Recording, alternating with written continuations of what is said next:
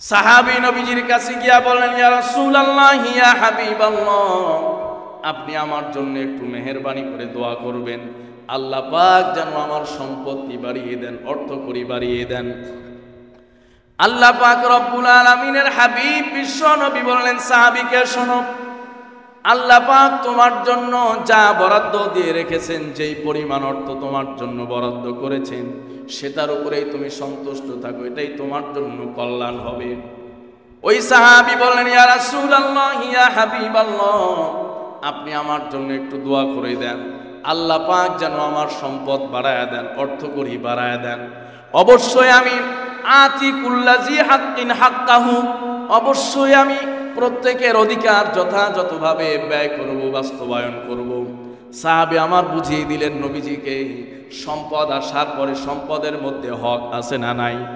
সম্পদের মধ্যে যেমন নিজের হক আছে, পরিবারের হক আছে, মা বাবার হক আছে, প্রতিবেশীর হক আছে, সাধারণ মানুষের হক আছে।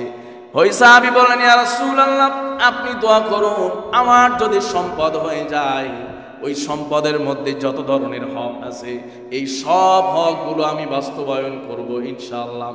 এইভাবে সাহাবী যখন নাছরবান্দা নবীজিকে খুব মজবুত করে ধরেছেন, ইয়া রাসূলুল্লাহ, আমার জন্য দোয়া করুন, আল্লাহ যেন সম্পদ বাড়ায় দেন। নবীজির সঙ্গে সঙ্গে দোয়া করলেন, আল্লাহ আপনি সালাবার জন্য সম্পদে বরকত দিয়ে দেন। সুবহানাল্লাহ। নবীজি কিন্তু অর্থের জন্য দোয়া করতে চান না। নবীজি বলছেন, সালাবা, যে পরিমাণ আল্লাহ তোমাকে দিয়েছেন সেটার উপরেই সন্তুষ্ট থাকো, এর বেশি আর দরকার নাই, তুমি গাফেল হয়ে যাবে। কারণ এই সম্পদ মানুষকে আল্লাহর থেকে দূরে সরিয়ে দেয়। কথা বলুন ঠিক? পবিত্র কোরআনে বলেছেন, ইন্নামা আমওয়ালুকুম ওয়া আওলাদুকুম ফিতনাহ, তোমাদের সম্পদ, তোমাদের অর্থ আর তোমাদের সন্তান সন্ততি, এটি হলো ফিতনা। ফিতনা মানে হলো পরীক্ষার বস্তু। সম্পদ দিয়ে আল্লাহ পাক তোমাদের পরীক্ষায় ফেলে দেন, সন্তান সন্ততি দিয়ে আল্লাহ পাক পরীক্ষায় ফেলে দেন। নবীজি সাহাবীকে বুঝানোর পরেও সাহাবী যখন বারবার নবীজির কাছে আবেদন করলেন, নবীজি দোয়া করে দিলেন। আস্তে আস্তে সাহাবার সম্পদ বৃদ্ধি হতে শুরু করলো। আগে যেই পরিমাণ ছাগল ছিল, মেষ ছিল, এর চেয়েও বেশি পরিমাণ হয়ে গেল।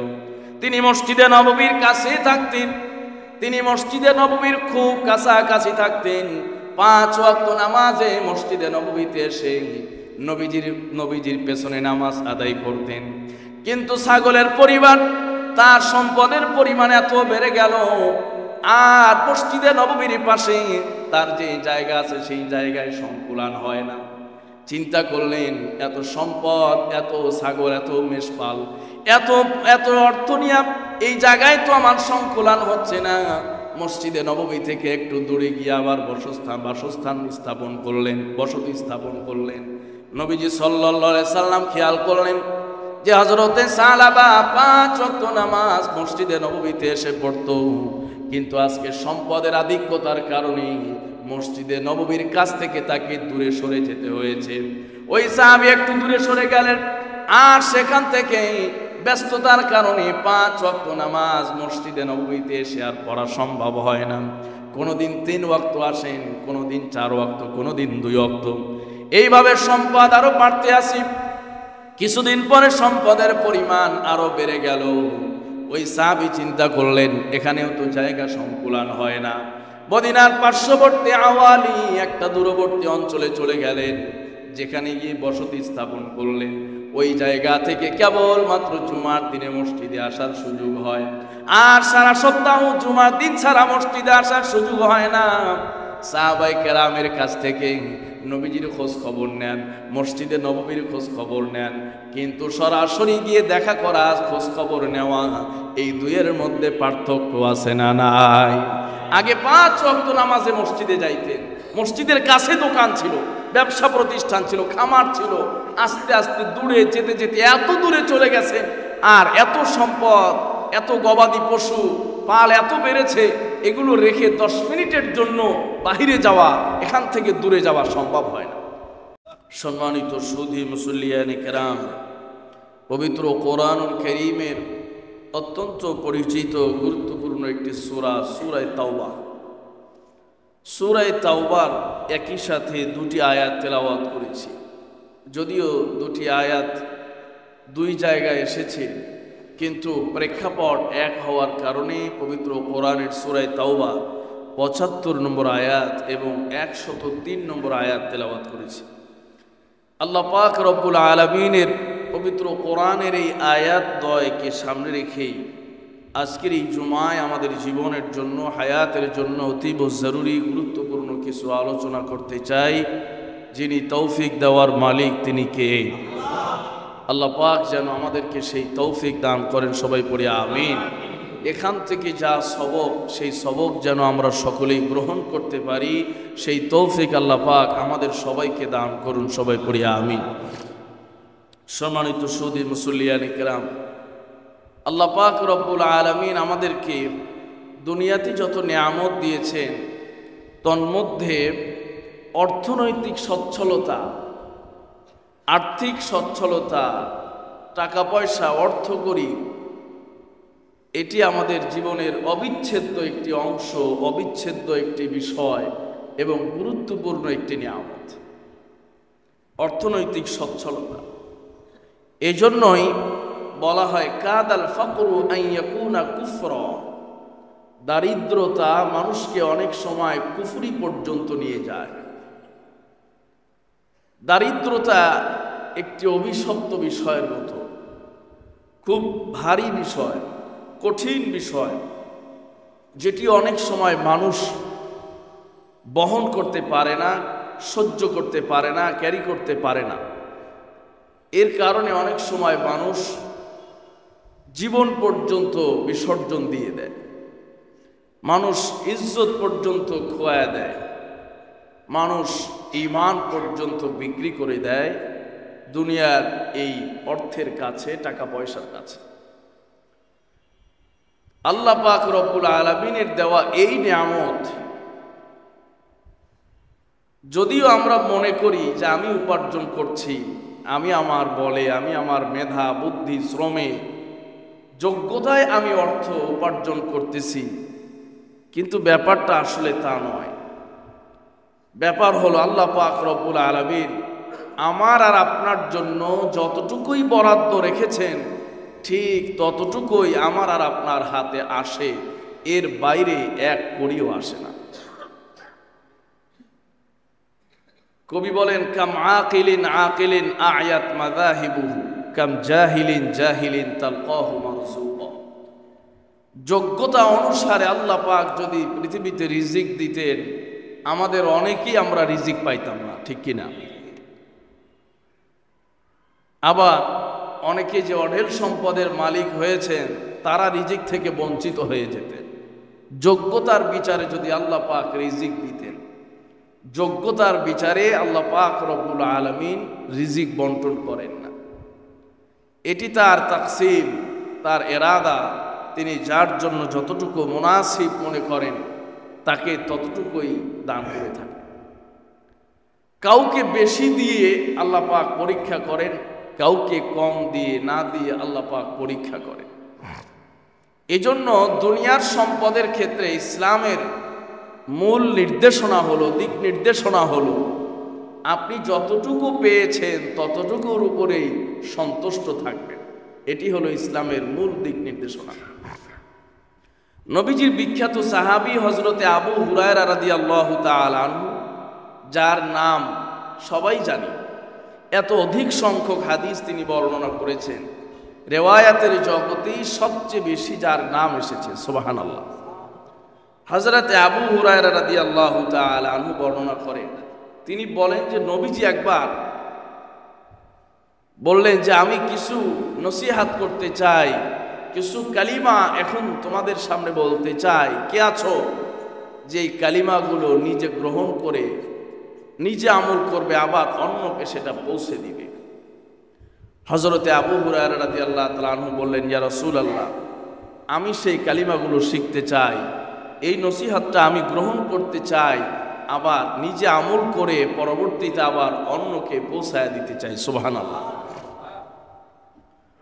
হযরতে আবু হুরায়রা বললেন, ইয়া রাসূলুল্লাহ, আপনি যে নসিহতগুলো এখন করতে চান, সেই নসিহতগুলো আমি আবু হুরায়রা গ্রহণ করতে চাই, কবুল করতে চাই, শিখতে চাই। আপনি আমাকে এই নসিহতগুলো করেন আর এই কালিমাগুলো আমাকে শিক্ষা দিন, আমি নিজে আমল করব। শুধু তাই নয়, আমি আমল করে আবার অন্যদের কাছেও আমি এই বাক্যগুলো পৌঁছে দিব। সুবহানাল্লাহ। নবীজি আমার বলেন, হযরতে আবু হুরায়রার হাত নবীজি আটকে ধরলেন। হযরতে আবু হুরায়রার হাত নবীজি ধরলেন। তাহলে হাত ধরলেন কেন? অন্য হাদিস বর্ণনার ক্ষেত্রে তো নবীজি আবু হুরায়রার হাত ধরেন নাই। এই হাদিস বর্ণনা করতে গিয়ে নবীজি আবু হুরায়রার হাত ধরলেন, হাত আঁকড়ে ধরলেন। মুহাদ্দিসিনে কেরাম বলেন, এই হাদিসটার গুরুত্ব বোঝানোর জন্য হযরতে আবু হুরায়রার হাত তিনি ধরলেন, যেন হাদিসটার গুরুত্ব বেড়ে যায়।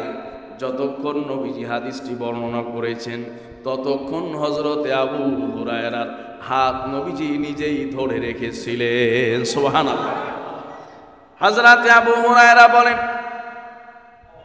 নবীজি আমার হাত ধরলেন। হাত ধরার পরে 5টি কালিমা আমাকে বললেন, 5টি বাক্য আমাকে শিখিয়ে দিলেন। আর নবীজি বললেন, তুমি এই 5টি কালিমার উপরে আমল করবে, আর যতদিন জীবিত থাকবে তুমি অন্যদেরকেও এই 5টি কালিমার দাওয়াত পৌঁছে দিবে। সুবহানাল্লাহ। নবীজি বললেন, এই 5টি বাক্য তোমাকে শিক্ষা দিচ্ছি, আমি শিখিয়ে দিচ্ছি। এই 5টি বাক্য নিজেও শিখবে, মুখস্থ করবে, আমল করবে, অন্যদেরকেও এই 5টি কালিমার দাওয়াত পৌঁছে দিবে। সুবহানাল্লাহ। নবীজি আমার প্রথম নাম্বার বলেন আবু হুরায়রাকে। হযরতে আবু হুরায়রাকে সম্বোধন করে বলেছেন, ইত্তাকিল মাহারিমা তাকুন আবাদান নাস। আবু হুরায়রা 1 নাম্বার কালিমা হলো ইত্তাকিল মাহারিম তাকুন আবাদান নাস। তুমি যদি আল্লাহর সবচেয়ে বড় ইবাদত গুজার বান্দা হতে চাও, আবেদ বান্দা যদি হতে চাও, তোমার ইবাদতগুলো যদি আল্লাহর দরবারে কবুল করাইতে চাও, তোমার আমলগুলো যদি মালিকের দরবারে গ্রহণযোগ্য বানাইতে চাও, নবীজি বললেন আবু হুরায়রা রে, ইত্তাকিল মাহারিম তাকুন আবাদান নাস।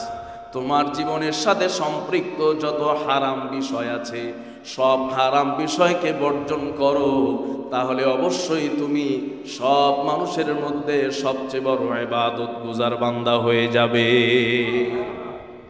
ইত্তাকিল মাহারিম তাকুন আবাদান নাস। যত হারাম সাবজেক্ট আছে, যত হারাম বিষয় আছে, সব বিষয়কে বর্জন করো, তাকুন আবাদান নাস।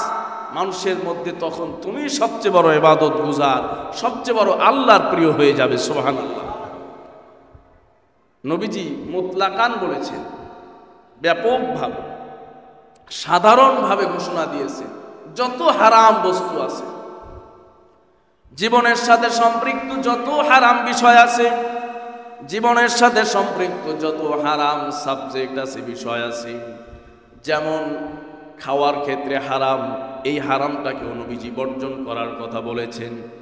ইনকামের ক্ষেত্রে হারাম, এরপরে ভক্ষণের ক্ষেত্রে হারাম, দেখার ক্ষেত্রে হারাম, স্পর্শ করার ক্ষেত্রে হারাম, বলার ক্ষেত্রে হারাম, দৃষ্টি দেওয়ার ক্ষেত্রে হারাম, চিন্তা ফিকির করার ক্ষেত্রে হারাম।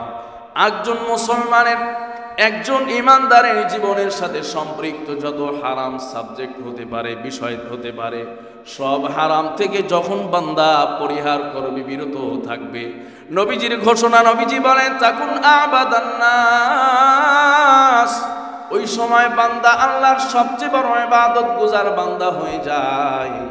এই হারাম থেকে বেঁচে থাকাই আমাদের জন্য সবচেয়ে বড় কঠিন, ঠিক কিনা? হারাম থেকে বেঁচে থাকা সবচেয়ে বড় কঠিন। তাহাজ্জুদ পড়াও অনেক সময় সহজ, কিন্তু হারাম থেকে বেঁচে থাকা কঠিন হয়ে যায়, ঠিক কিনা? তাহাজ্জুদ আদায় করার পরেও সকালে যখন অফিসে যায়, একদম মোটা 1 লক্ষ টাকার বান্ডিল যদি ঘুষ চলে আসে, ওই তাহাজ্জুদ পড়ার চাইতেও এই ঘুষ না গ্রহণ করে নিজেকে কন্ট্রোলে রাখাটা বড় কঠিন হয়ে যায়, ঠিক কিনা? নিজেকে নিয়ন্ত্রণ করাটা ওই সময় বড় কঠিন হয়ে যায়। এই জন্য নবীজি বলেন, আবু হুরায়রা এই 5টি কালিমার প্রথম কালিমা হলো ইত্তাকিল মাহারিম, সব হারাম থেকে বেঁচে থাকো। যত হারাম আছে, যত মুহাররামাত আছে, সমস্ত মুহাররামাত থেকে বাঁচো।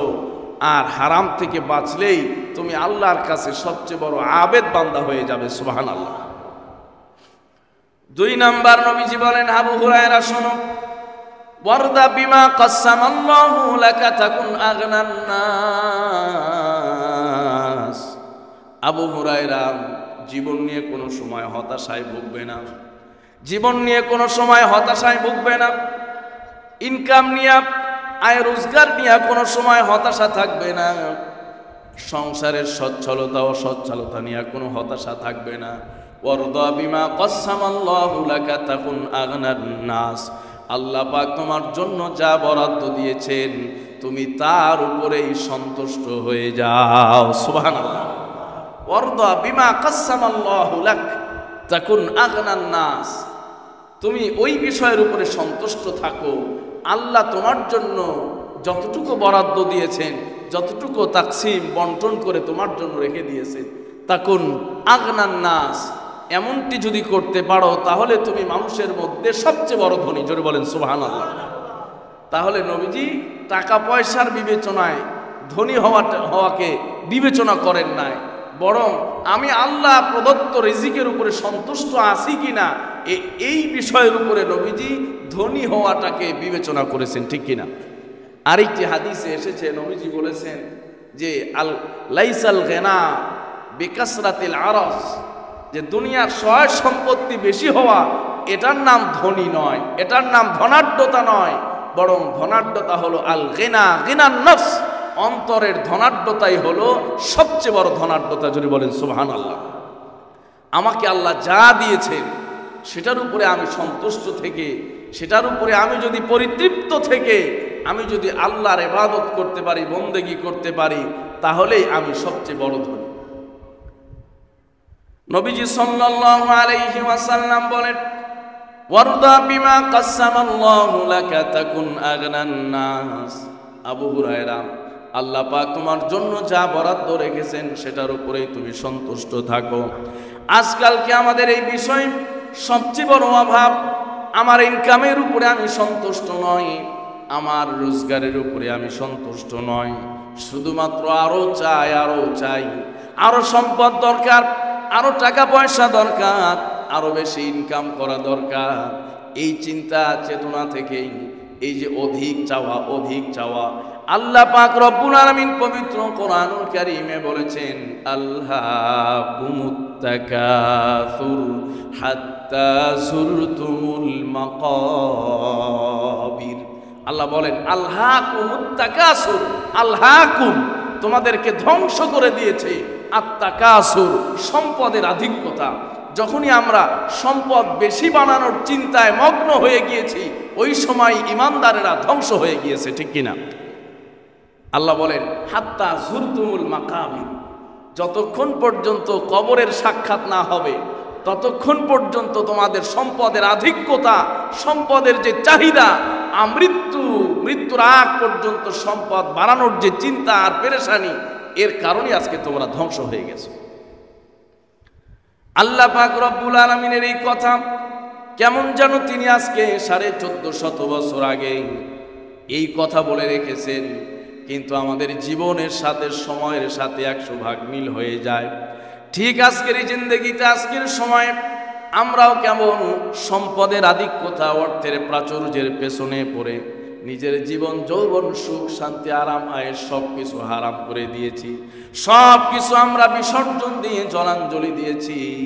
নবীজি সাল্লাল্লাহু আলাইহি ওয়াসাল্লাম এমন একজন সাহাবী হযরতে আবু হুরায়রাকে বললেন, আবু হুরায়রা, যেই আবু হুরায়রা 3 দিন পর্যন্ত না খেয়ে থাকার কারণে মসজিদের নববীর সামনে বেহুশ হয়ে পড়ে গেছেন। সুবহানাল্লাহ। 3 দিন না খেয়ে থাকার কারণে বেহুশ হয়ে মসজিদে নববীর সামনে পড়ে গেছেন। তাহলে এমন একজন সাহাবীকে হাদিসটা বলছেন, যেই সাহাবীর দুনিয়ার সয় সম্পত্তি, অর্থ করি বলতে এই দুনিয়াতে তার কিছুই ছিল না। সুবহানাল্লাহ। যাকে তাকে হাদিস বর্ণনা করেন, বলেন না, হাত ধরছেন এমন ব্যক্তিকে যেই ব্যক্তির দুনিয়ার কিচ্ছু কিচ্ছু বলতে তার কিছু নাই। দুনিয়াতে একটি জিনিসই তার আছে, সেটি হলো নবীজির হাদিসের এক বিশাল সমাহার। যেই হাদিসের সমাহার হযরতে আবু হুরায়রার হাদিসের সমাহারের মতো এত হাদিস আর কোনো সাহাবীর নাই। জোরে বলেন সুবহানাল্লাহ। দুনিয়ার অর্থ মানুষকে স্মরণীয় করতে পারে না। দুনিয়ার অর্থ, দুনিয়ার বিত্ত বৈভব মানুষকে স্মরণীয় করে রাখতে পারে না। এই যে হযরতে আবু হুরায়রা 1 টাকার মালিকও ছিলেন না, যেই মানুষটা অনাহারে অর্ধাহারে জীবন পার করতেন, অনাহারে থাকার কারণে মসজিদে নববীর সামনে বেহুশ হয়ে পড়ে আছে। মানুষেরা মনে করলো না জানি ওনার মৃগী রোগ হয়েছে। তো মৃগী রোগ হলে চিকিৎসা হলো মানুষ পায়ের জুতা নাকের কাছে ধরে, অনেক সময় বিভিন্ন যন্ত্রপাতি বস্তু সামগ্রী নাকের কাছে ধরলে এগুলোর গন্ধ লাগলে মৃগী রোগ নাকি ভালো হয়ে যায়। এই চিকিৎসা মানুষজন দিলেন। হযরতে আবু হুরায়রার কিছুক্ষণ পরে জ্ঞান ফিরে আসলো। কিছু সাহাবী জিজ্ঞেস করলেন, আবু হুরায়রা, কারণ কি? এমন তো কোনো সময় ঘটে না। হঠাৎ বেহুশ হয়ে পড়ে গেলেন মসজিদে নববীর সামনে, সিঁড়ির সামনে। হযরতে আবু হুরায়রা বলতে চান না। সাহাবীরা জোর করে জিজ্ঞেস করার পরে বললেন, আজকে 3 দিন পর্যন্ত পেটে কোনো খাবার যায় নাই, এই দুর্বলতায় আমি বেহুশ হয়ে পড়ে গিয়েছি। জোরে বলেন সুবহানাল্লাহ। এই কারণে হযরতে আবু হুরায়রাকে নবীজি হাত ধরছেন, এমন মানুষকে ধরছেন আর এমন মানুষকে নসিহতগুলো করেছেন। দুনিয়ার চাওয়া বলতে তার কোনো চাওয়া ছিল না। হযরতে আবু হুরায়রাকে জিজ্ঞেস করা হয়েছে, আপনি এত হাদিস বর্ণনা করেছেন, কিভাবে সম্ভব হলো? হযরতে আবু হুরায়রা বলেন যে আমার মুহাজির ভাইয়েরা ব্যবসা বাণিজ্য করতেন। যেহেতু মুহাজিররা, এদের মদিনাতে কোনো জমি ছিল না, সব জমি তো মক্কায় রেখেই গেছে, এজন্য তাদের মূল আয়ের উৎস ছিল ব্যবসা। আর আনসাররা ছিলেন হলো স্থানীয়, এই কারণে তারা খেতে চাষাবাদ করতেন, কৃষিকাজ করতেন। হযরতে আবু হুরায়রা বললেন যে আমার মুহাজির ভাইয়েরা ব্যবসায় নিয়োজিত থাকতো, আনসার ভাইয়েরা ক্ষেত খামার চাষবাসে সময় দিত। আমার তো ব্যবসাও ছিল না, ক্ষেত খামারও ছিল না, আমার ছিল কেবলমাত্র নবীজির দরবার। জোরে বলেন সুবহানাল্লাহ। আমি সেখানেই পড়ে থাকতাম। এই জন্য নবীজির কোনো হাদিস আমি আবু হুরায়রার থেকে ছুটে যায়নি। আল্লাহু আকবার। হযরতে আবু হুরায়রাকে বললেন 2 নাম্বার, ওয়ারদা বিমা কাসামাল্লাহু লাকা তাকুন আগনান নাস। যেই বিষয়টা, যেই জিনিসটা, যেই পরিমাণ আল্লাহ তোমাকে দিয়েছেন, ওই বিষয়ের উপরে, ওই নিয়ামতের উপরে, ওই পরিমাণের উপরে তুমি সন্তুষ্ট থাকো, তাহলে মানুষের মধ্যে তুমি সবচেয়ে ধনী মানুষ গণ্য হয়ে যাবে।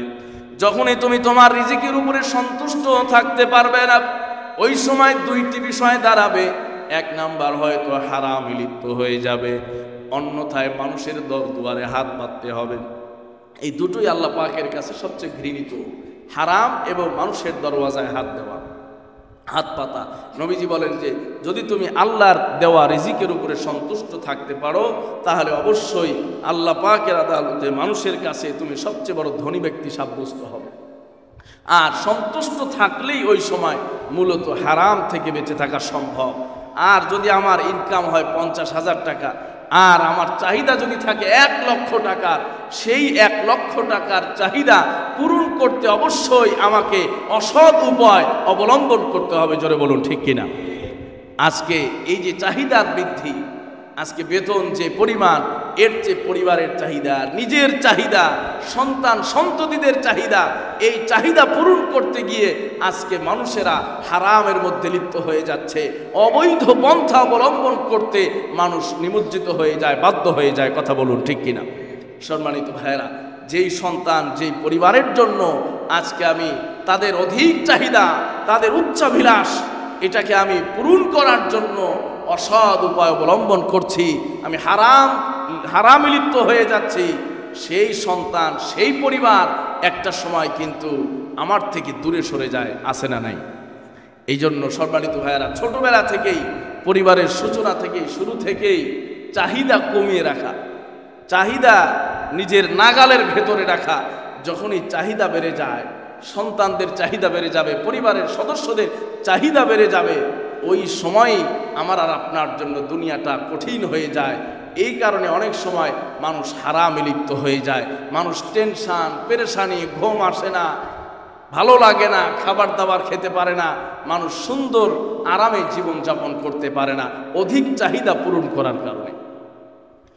নবীজি সাল্লাল্লাহু আলাইহি ওয়াসাল্লাম বলেন, ওয়ারদা বিমা কাসামাল্লাহু লাকা তাকুন আগনান নাস। আল্লাহ পাক তোমার জন্য যা বরাদ্দ রেখে দিয়েছেন সেই বিষয়ের উপরেই তুমি সন্তুষ্ট থাকো, এর চেয়ে বেশি পরিমাণ তুমি চাইতে যেও না, কামনা করতে যেও না। আল্লাহ পাক রব্বুল আলামিনের তরফ থেকে তোমার জন্য যা বরাদ্দ এটার উপরে যদি তুমি সন্তুষ্ট থাকতে পারো, আল্লাহ পাক রব্বুল আলামিন দুনিয়ার জীবনে সামান্য কষ্ট করে দিনাদিপাত করলেও আখেরাতে এর প্রতিদান আল্লাহ পাক বড় করে দান করে দিবে, ঠিক কিনা? আখেরাতে এর প্রতিদানটা আল্লাহ পাক খুব বড় আকারে দান করে দিবেন। দেখুন, ইসলামে ধন সম্পত্তি চাওয়া সরাসরি আল্লাহ পাকের কাছে এটাকে নিরুৎসাহিত করা হয়েছে, এটাকে নিরুৎসাহিত করা হয়েছে। আল্লাহ আমাকে টাকা পয়সা দেন, আল্লাহ আমাকে আমার ধন দৌলত বাড়ায় দেন, এটাকে নিরুৎসাহিত করা হয়েছে। স্বয়ং নবী করিম সাল্লাল্লাহু আলাইহি ওয়াসাল্লামের সাহাবায়ে কেরামদের মধ্য থেকে একজন সাহাবী সূরা তাওবার ৭৫ নম্বর আয়াতের শানে নুজুলে তাফসীর ইবনে কাসির এসেছে, নবীজি সাল্লাল্লাহু আলাইহি ওয়াসাল্লামের কাছে গিয়ে হযরত সালাবা ইবনে হাতিব আল আনসারী রাদিয়াল্লাহু তাআলা আনহু নামক একজন সাহাবী। আমাদের অনেক আছে ব্যবসা বাণিজ্য বাড়াইতে বাড়াইতে এত পরিমাণ বাড়াইছেন যে এখন রাত ১টায় বাসায় ফেরেন, সকাল 10টায় যান আর রাত 1টায় বাসায় ফেরেন। যেই সন্তানদের জন্য আজকে এত কষ্ট, ব্যবসা টাকা পয়সা, যেই স্ত্রীর জন্য সেই স্ত্রীর সাথেও হাসি মুখে 10 মিনিট কথা বলা, একসাথে একত্র খাবার খাওয়ার ভাগ্যে অনেকেই জুটে না, কথা বলুন ঠিক কিনা? এই দুনিয়া দুনিয়া করতে করতে দুনিয়াতে কি জন্য আসলাম, কি উদ্দেশ্যে সেই দুনিয়া কামাই করতেছি, এটাও আমরা ভুলে গেছি। এটা কথা আছে, বোঝে না যে তাও বোঝে না। আমাদের অবস্থা হয়ে গেছে যে কি জন্য সম্পদ কামাচ্ছি, স্ত্রী পরিবার পরিজন নিয়ে সুখে থাকা, এই জন্যই তো। যে সুখের অর্থ কি আসে, সুখের ডেফিনেশন কি, এর ব্যাখ্যা কি, সংজ্ঞা কি? যে রাত বেলা 10টায় যাবেন আর রাত 1টায় ফিরবেন, এটাই কি সুখ? পরিবার ছাড়া 2 দিন 3 দিন একা থাকলেও ভালো লাগে না, সেখানে এই পরিবার ছাড়া সারা বছর রাত সকাল 10টায় যাচ্ছে, রাত 1টায় ফিরতেছে, কোনোদিন রাতে ফেরার সুযোগ হয় না। এই যে দুনিয়া, সম্পদ বাড়াইতে হবে, ব্যবসা প্রতিষ্ঠান হুজুর বেড়ে গেছে, আর মসজিদের কথা বললে তো হুজুর আসলে পারি না।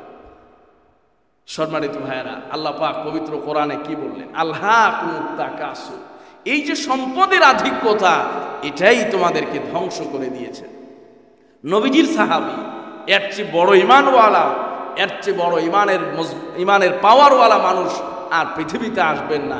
এমন মানুষকেও এই সম্পদের মোহ, সম্পদের ঝামেলা ব্যস্ততা নবীজির থেকে, মসজিদে নববী থেকে দূরে সরায় দিয়েছে, ঠিক কিনা? দূরে সরে গেছে, আর সারা সপ্তাহ আসেন না, জুমার দিনে আসেন। কিছুদিন পরে এমন হলো যে জুমার দিনেও আর আসতে পারেন না, ব্যস্ততা বেড়ে গেছে, জুমার দিনেও আর আসতে পারেন না। জুমার দিনে নবীজি সাল্লাল্লাহু আলাইহি সাল্লাম কি খুতবা দেন, ওই পার্শ্ববর্তী এলাকা থেকে যারা যান তাদের কাছ থেকে শুনে নেন, বলেন তো আজকে নবীজি কি কি নসিহাত করেছে। এইভাবেই তার দিনাদিপাত শুরু হয়ে গেল।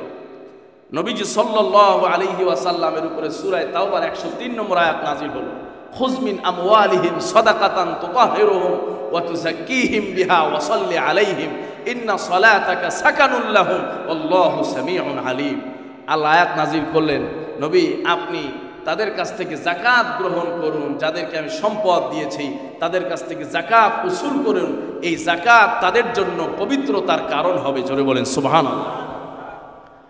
আল্লাহ পাক রব্বুল আলামিন আয়াত নাযিল করে পাঠালেন, খুয মিন আমওয়ালিহিম সাদাকাতান তুতাহহিরুহুম ওয়া তুযাক্কিহিম বিহা ওয়া সাল্লি আলাইহিম ইন্না সালাতাকা সাকানুল লাহুম ওয়াল্লাহু সামিউন আলিম।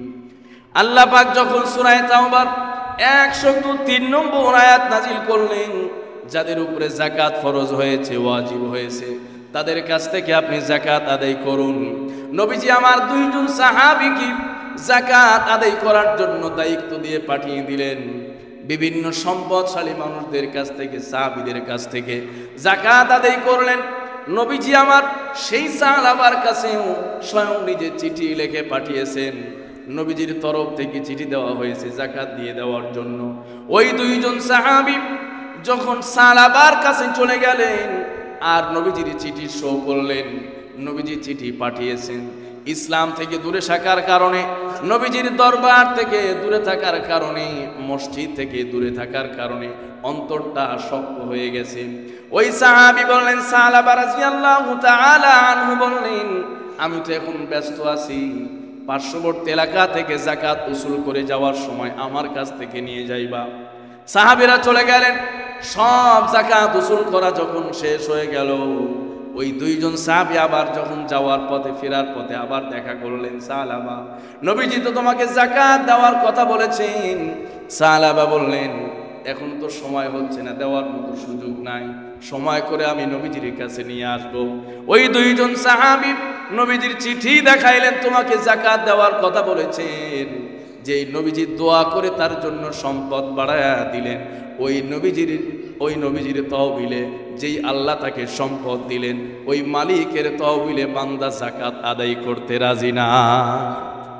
অনেক সময় আমরা এরকম করি, আল্লাহকে লোভ দেখাই, নাউজুবিল্লাহ, আল্লাহ আমার চাকরি দিয়ে দেন, ইনশাল্লাহ যা অর্থ করি পাবো, অতিরিক্ত হলে আল্লাহর জন্য ব্যয় করি। কত মান্যত, কত ধরনের নিয়ত আমরা করি, কিন্তু যখনই বিপদ কেটে যায়, যখনই আমরা সচ্ছল হয়ে যাই, আল্লাহর সঙ্গে কৃত ওয়াদা আমরা কি যাই, ভুলে যাই।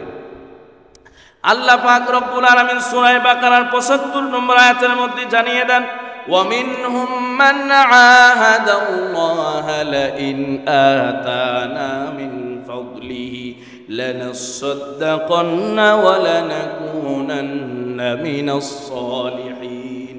আল্লাহ বলেন, তাদের অনেকেই আল্লাহর সঙ্গে ওয়াদা দিয়েছে, আল্লাহ যদি তাদেরকে সম্পদ দেন, আল্লাহ যদি তাদেরকে রিজিক দান করেন, অবশ্যই তারা সদকা করবে, তারা নেককারদের অন্তর্ভুক্ত হবে। কিন্তু আল্লাহ পাক যখনই সম্পদ তাদেরকে দিয়েছেন, একটু পরেই তারা মালিককে ভুলে যায়, ঠিক কিনা? আল্লাহ আয়াত নাজিল করে পাঠালেন যে কিছু বান্দা তো এমন ওয়াদা করেছিল সম্পদ দিলে তারা সম্পদের হক আদায় করবে, কিন্তু আমি সম্পদ দিলাম আর বান্দা আমাকে ভুলে গেল। কথা বলুন, ঠিক কিনা? হযরতে সালাবা যাকাত আদায় করতে পারলেন না। নবীজি সাল্লাল্লাহু আলাইহি ওয়াসাল্লামের কাছে গিয়ে সাহাবায়ে কেরাম বললেন, দুইজন বললেন, ইয়া রাসূলুল্লাহ, এই ব্যাপার। নবীজি বললেন যে ওর যাকাত আর গ্রহণ করা হবে না। এই সংবাদ সালাবার কাছে চলে গেল। সালাবা বিপুল পরিমাণে যাকাতের অর্থ এনে নবীজির কাছে রাখলেন। ইয়া রাসূলুল্লাহ, গোস্তাখি হয়ে গেছে, বেয়াদবি হয়ে গেছে, এই তো সম্পদ নিয়ে এসেছি, যাকাত নিয়ে এসেছি, যাকাত গ্রহণ করুন। নবীজি আমার বললেন, তোমার যাকাত তো আমি গ্রহণ করতে পারি না। স্বয়ং আল্লাহ পাক রব্বুল আলামিন আয়াত নাজিল করেছেন, নিষেধাজ্ঞা দিয়ে দিয়েছেন। সাহাবা বলেন, ইয়া রাসূলুল্লাহ, আমি তো ধ্বংস হয়ে যাব। নবীজি আমার বললেন, তোমার ধ্বংস তো তোমার কারণেই, আমার তো কোনো কিচ্ছু করার নাই। নবীজি সাহাবার দান গ্রহণ করলেন না, যাকাত গ্রহণ করলেন না। সাহাবা রাদিয়াল্লাহু তাআলা আনহু ফিরে গেলেন, তার আপন জায়গায় চলে গেলেন। নবীজির ইন্তেকাল হয়ে গেল। নবীজির জীবদ্দশায় সাহাবার যাকাত গ্রহণ করা হয় নাই। হযরতে আবু বকর আসলেন, খেলাফতের দায়িত্ব গ্রহণ করলেন। সাহাবা অঢেল সম্পদ নিয়ে এসে হযরতে আবু বকরের কাছে রাখলেন। আবু বকর যাকাত নিয়ে নেন। আবু বকর বললেন যে রাসূল যাকাত গ্রহণ করেন নাই, আমি তো সেই যাকাত গ্রহণ করতে পারি না। হযরতে ওমর আসলেন, ওমরকে রিকোয়েস্ট করলেন, ওমরও গ্রহণ করলেন না। হযরতে ওসমান আসলেন, ওসমানও যাকাত গ্রহণ করেন নাই। তিনজন সাহাবী, তিনজন খলিফা একের পর এক বিদায় হয়েছেন তার জীবদ্দশায়। তিনজনের কোনো একজন যাকাত গ্রহণ করেন নাই, কারণ ওই মালের প্রতি যিনি অসন্তুষ্ট হয়েছেন তিনি কে? এই জন্য কোন কবি বলেন, দিয়ে ধন বোঝে মন কেড়ে নিতে কতক্ষণ, ঠিক কিনা? দিয়ে ধন বোঝে মন কেড়ে নিতে কতক্ষণ। সম্পদ দিয়ে আল্লাহ আপনাকে পরীক্ষা করেছেন। ওই সম্পদের হক যদি যথাযথ আমরা আদায় না করতে পারি, আল্লাহ পাক কেড়ে নিবেন। কেড়ে না নিলেও এমনভাবে অসন্তুষ্ট হবেন, ওই সম্পদ আল্লাহ পাকের কাছে পৌঁছাবে না, ঠিক কিনা? তিন খলিফা অতিবাহিত হলেন, কেউই তার যাকাত গ্রহণ করেন না। এভাবেই তৃতীয় খলিফার পরে হযরতে সাহাবার ইন্তেকাল হয়েছে। নবীজি সাল্লাল্লাহু আলাইহি ওয়াসাল্লাম নিজে যার অর্থ সম্পদ বৃদ্ধির জন্য দোয়া করেছেন। সম্মানিত ভাইরা, এই জন্য এই অর্থ নিয়ে, এই সম্পদ নিয়ে এত বেশি হতাশা, এত বেশি পেরেশানি, এটা করা যাবে না। বরঞ্চ আল্লাহ প্রদত্ত রিজিকের উপরে সন্তুষ্ট থাকতে হবে, ঠিক কিনা? আমি চাইলাম অনেক পিরাপিরি করে, আল্লাহ টাকা দেন, টাকা দেন, বাড়ি দেন, গাড়ি দেন, আল্লাহ অনেক সময় যদি দিয়ে দেন আর বলেন যা দুনিয়াতেই দিয়ে দিলাম, আখেরাতে বঞ্চিত করে দিলাম। কথা বলেন ঠিক কিনা? এই দুনিয়ার পাওয়ার চেয়ে না পাওয়াটা অনেক ভালো হবে। একটা গল্প আছে, পাওয়ার চেয়ে না পাওয়াই ভালো। গল্প মনে পড়ে গেল, পাওয়ার চেয়ে না পাওয়াই ভালো। এক বেচারা একটা স্বর্ণের টুকরা পাইছে, খুব গরিব মানুষ, আহারে অর্ধাহারে, অনাহারে অর্ধাহারে জীবন পার হয়।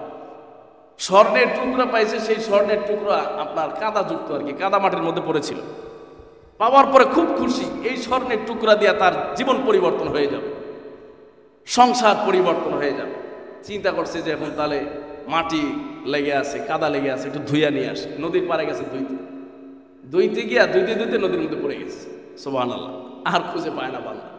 এরপর থেকে ওই যে অভাবী সংসারে সচ্ছলতার দেখা দিল, এরপরে আবার সেটা আল্লাহ পাক নিয়ে নিলেন। হিট কম লাগছে না বেশি লাগছে? হিটটা খুব বেশি লাগছে। এরপর থেকে একটাই বক্তব্য, সেটা হলো পাওয়ার চেয়ে না পাওয়াই ভালো, ধোয়ার চেয়ে না ধোয়াই ভালো ছিল। পাওয়ার চেয়ে না পাওয়াই ভালো ছিল, ধোয়ার চেয়ে না ধোয়াই ভালো ছিল। তাই মানুষ জিজ্ঞেস করে বারবার, তুমি এখন সবসময় খালি রাস্তাঘাটে যাও আর ঘোরো আর খালি বলো পাওয়ার চেয়ে না পাওয়াই ভালো, ধোয়ার চেয়ে না ধোয়াই ভালো ছিল। এর শানে নজরুল কি, কাহিনী কি? তো বান্দা বলে যে এই হলো কাহিনী।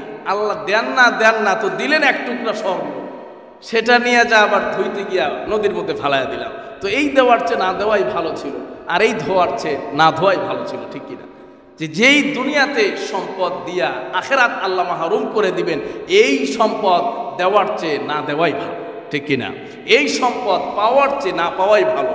নবীজি সাল্লাল্লাহু আলাইহি ওয়াসাল্লাম হযরতে আবু হুরায়রাকে বলেন, আবু হুরায়রারই 2 নাম্বার বিষয় হলো ওয়ারদা বিমা কাসসামাল্লাহু লাকা তাকুন আগনান নাস। আল্লাহ তোমাকে যা দিয়েছেন এটার উপরে সন্তুষ্ট থাকো, এর বাইরে অতিরিক্ত চাহিদা, মানুষের ধন সম্পদের দিকে বেশি নজর দিও না। আল্লাহ কোরআনে বলেছেন ওয়ালা তামুদ্দান্না আইনাইকা ইলা মা মাত্তা'না বিহি আজওয়াজাম মিনহুম। আল্লাহ বলেন কাফেরদেরকে আমি যা দিয়েছি দুনিয়ার ধন সম্পত্তি, স্ত্রী, পরিবার, পরিজন, বাড়ি গাড়ি, এগুলোর দিকে তোমরা দৃষ্টি প্রসারিত করো না। আল্লাহু আকবার। আল্লাহ নিজে বান্দাদেরকে বলছেন, বান্দা কাফেরদের আমি যা দিয়েছি ওরা অনেক ভালো আছে দুনিয়াতে, ওদের অনেক সম্পত্তি আছে, অনেক সুখ স্বাচ্ছন্দ্য আছে, এদিকে চোখ ফিরাও তাকাইবা না, এদিকে চোখ বাড়াইয়া তাকাবে না। ওয়ালা তামুদ্দান্না আইনাইকা ইলা মা মাত্তা'না মিনহুম। সম্মানিত ভাইয়েরা, হযরত শেখ সাদী রহমাতুল্লাহি আলাইহি বলেন যে কিছুদিন আমি ধনী মানুষদের সাথে ওঠা বসা করা শুরু করলাম, সমাজের এলিট শ্রেণী। তো দেখলাম আমার ভেতরে একটা হতাশা শুরু হয়ে গেল, কারণ তারা যে কাপড় চোপড় পরে, তাদের যে লাইফ স্টাইল আর আমার লাইফ স্টাইল তো ভিন্ন। তাদের কাপড় চোপড় দামি, তাদের বাসা বাড়ি, তাদের কথাবার্তা, খাবার দাবার। পরে দেখলাম আমার অন্তরটা এখন কি হয়ে যাচ্ছে, দুনিয়ার প্রতি মাইল হয়ে যাচ্ছে। সুবহানাল্লাহ। আর আমারও মনে চাচ্ছে যে আমারও তো যোগ্যতা আছে, মেধা আছে, বুদ্ধি আছে, আমিও সেই পরিমাণ টাকা কামাই করে দুনিয়ার সুখ স্বাচ্ছন্দ্য অর্জন করি। হযরতে শেখ সাদী বড় পণ্ডিত ছিলেন, তিনি বলেন যে আমি তখন এই আল্লাহ ভোলা দুনিয়াদারদের সাহচর্য আমি বর্জন করলাম। যেই দুনিয়াদারদের সাহচর্যে থাকলে আমি আল্লাহকে ভুলে যাব, এদের সান্নিধ্য আমি বর্জন করলাম, আর আমি এদের দিকে আর তাকাই না। জোরে বলেন সুবহানাল্লাহ।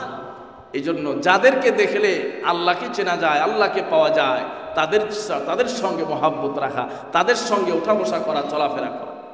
নবীজি সাল্লাল্লাহু আলাইহি ওয়াসাল্লাম একটি হাদিসে বলেন, দুনিয়ার ক্ষেত্রে তুমি সব সময় তোমার নিচের বান্দাদের দিকে তাকাও, আখেরাতের ক্ষেত্রে তোমার উপরের দিকে তাকাও। দুনিয়ার ক্ষেত্রে তোমার দৃষ্টিভঙ্গি হবে তোমার নিম্ন শ্রেণীর দিকে। দুনিয়ার ক্ষেত্রে যদি তুমি তোমার নিম্ন শ্রেণীর দিকে দৃষ্টিভঙ্গি রাখতে পারো, তাহলে তোমার অন্তরের মধ্যে শুকরিয়া চলে আসবে। কারণ তোমার নিচের দিকে যখন তাকাবে তখন দেখবে অনেক কষ্টে আছে, দুঃখে আছে, পেরেশানিতে আছে। এর চাইতেও তোমাকে আল্লাহ পাক বহু গুণে ভালো রেখেছেন। ঠিক কিনা? নিচের দিকে তাকানো, আমার চেয়ে কম বেতন কার তার দিকে তাকানো, আমার চেয়ে ইনকাম কম কার তার দিকে তাকানো, আমার চেয়ে যে ছোট বাসায় থাকে তার দিকে তাকানো, আমার চেয়ে যে কষ্টে দিনাদিপাত করে তার দিকে তাকানো। যদি আমরা দুনিয়ার ক্ষেত্রে আমাদের নিচের দিকে তাকাইতে পারি, তাহলে আমাদের অন্তরটা শুকরিয়ায় পরিপূর্ণ হয়ে যাবে, রেজাবিল কাজা হয়ে যাবে। আল্লাহর সন্তুষ্টির উপরে, আল্লাহর বন্টনের উপরে আমরা সন্তুষ্ট থাকতে পারবো। আর যদি দুনিয়ার ক্ষেত্রে আমরা উপরের দিকে তাকানো শুরু করি, আমার বাড়ি একতলা, খালি যদি 10 তলার দিকে তাকাই পেরেশানি আছে না নাই? রাতের ঘুম যেমনটা হারাম হয়ে যাবে, অন্তরটা শুকিয়ে যাবে, পেরেশানি বাড়তে থাকবে, আস্তে আস্তে বেঈমান হওয়ার সম্ভাবনা চলে আসবে। এজন্য নবীজি বলেন, তোমরা দুনিয়ার ক্ষেত্রে তোমাদের নিম্ন শ্রেণীর দিকে তাকাও, আর আখেরাতের ক্ষেত্রে উপরের দিকে তাকাও। আখেরাত মানে হলো আমলের ক্ষেত্রে, আমলের ক্ষেত্রে তোমার চাইতে বেশি আমল কে করে তার দিকে তাকাও। তুমি কেবল 5 ওয়াক্ত পড়ো, আরেকজন আছে 5 ওয়াক্ত পড়ে, তাহাজ্জুদ পড়ে, তার দিকে তাকাও। কিভাবে তুমি তাহাজ্জুদ আদায় করতে পারো? একজন আছে 5 ওয়াক্ত পড়ে, তাহাজ্জুদ পড়ে, আবার আওয়াবিনের শাক চাষ বহু রকমের ইবাদত বন্দেগী করে, তার দিকে তাকাও। এই যে একটা নবীজির হাদিস এবং মূলনীতি, দুনিয়ার ক্ষেত্রে যদি আমরা নিচের দিকে তাকাই, আখেরাতের দিকে যদি আমরা উপরের দিকে তাকাই, যেমনটা আমাদের আত্মতৃপ্তি থাকবে, শুকরগুজার হয়ে যাব, আল্লাহ পাক রব্বুল আলামিন সন্তুষ্ট হয়ে যাবে। ঠিক কিনা? আল্লাহ সন্তুষ্ট হয়ে যাবে যে বান্দা তো আমার সিদ্ধান্তের উপরেই সে রাজি, আমার সিদ্ধান্তের উপরেই সে সন্তুষ্ট। সুতরাং আল্লাহ যদি সন্তুষ্ট হয়ে যান তাহলে আর কোনো সমস্যা থাকতে পারে? কোনোদিনও সমস্যা থাকতে পারে না। সম্মানিত ভাইয়েরা আমার, এই জন্য নবীজি সাল্লাল্লাহু আলাইহি ওয়াসাল্লাম হযরত আবু হুরায়রাকে কয়টা কালিমা শিখাইলেন? 5টা। 1 নাম্বার হলো যে ইত্তাকিল মাহারিম, হারাম থেকে বেঁচে থাকো। 2 নাম্বার আল্লাহ যা দিয়েছেন সেটাতেই সন্তুষ্ট থাকো। এরপরে 3 নাম্বার আহসিন ইলা জারিকা তাকুন মুমিনা, প্রতিবেশীর সঙ্গে উত্তম আচরণ করো। ওয়া আহিব্বা লিন্নাস মা তুহিব্বু লিনাফসি, আর নিজের জন্য যেটা ভালো মনে করো মানুষের জন্য সেটাই ভালো মনে করো। 4 নম্বর। 5 নাম্বার আল নবীজি সাল্লাল্লাহু আলাইহি সাল্লাম বললেন, ওয়ালা তুকসিরিদ দিহকা ফা ইন্না কাসরাতাজ যিহকি তুমিতুল কলবা, তোমরা অবশ্যই বেশি হাসবে না, বেশি বেশি কাঁদার চেষ্টা করো, কম কম হাসো। কারণ মানুষ যখন বেশি হাসে, বেশি আনন্দ করে, বেশি উল্লাস করে, মানুষের অন্তর মরে যায়, মানুষের হৃদয় মরে যায়। নবীজি বলেন এই জন্য কম কম হাসো, বেশি বেশি কাঁদার চেষ্টা করো। আল্লাহ পাক বলেছেন ফালইয়াদহাকু কলিলা ওয়ালইয়াবকু কাসীরা, তোমরা কম হাসো, বেশি কাঁদার চেষ্টা করো। আর আল্লাহ পাক রব্বুল আলামিন শিখিয়ে দিয়েছেন যদি আল্লাহর কাছে চাইতে হয় তাহলে একটা দোয়া বেশি বেশি করো, রব্বানা আতিনা ফিদ দুনিয়া হাসানা ওয়া ফিল আখিরাতি হাসানা ওয়া কিনা আযাবান নার। এর চাইতে শ্রেষ্ঠ দোয়া আর শ্রেষ্ঠ চাওয়া দুনিয়ার জন্য এবং আখিরাতের জন্য আর হতে পারে না। জোরে বলেন সুবহানাল্লাহ। রব্বানা আতিনা ফিদ দুনিয়া হাসানা, হে আল্লাহ দুনিয়াতে আপনি কল্যাণ দান করেন। যদি অর্থ আমার জন্য কল্যাণকর হয় তাহলে টাকা দিয়ে দেন, সমস্যা নেই। যদি কল্যাণ না হয় তাহলে সেটা দিয়ে দেন। অফিল আখিরাতে হাসানা, আখিরাতে যেটা আমার জন্য কল্যাণকর হবে সেটা আপনি দান করে দেন। আর ওয়াকিনা আযাবান নার, জাহান্নামের আগুন থেকে আমাদেরকে বাঁচিয়ে দেন। জোরে বলেন সুবহানাল্লাহ। আল্লাহ পাক রব্বুল আলামিন আমাদের সবাইকে বিষয়গুলো গভীরভাবে উপলব্ধি করার তৌফিক দান করুন, সবাই পড়ে আমিন। এবং রেজা বিল কাজা, আল্লাহর সিদ্ধান্তের উপরে আমরা যেন সন্তুষ্ট থাকতে পারি সেই তৌফিক আল্লাহ পাক দান করেন, সবাই পড়ে আমিন। আল্লাহ পাক সর্বোপরি আমাদের জন্য যেন হাসানা, যেটা আমাদের জন্য কল্যাণকর। আসলে অভাবের মধ্যে কি কল্যাণ আছে? আল্লাহ নিজেও চান না বান্দার অভাব হোক। সুতরাং সচ্ছলতার মধ্যে যদি আমাদের কল্যাণ, আল্লাহ যেন সেই সচ্ছলতা আমাদেরকে দান করে দেন, সবাই পড়ে আমিন।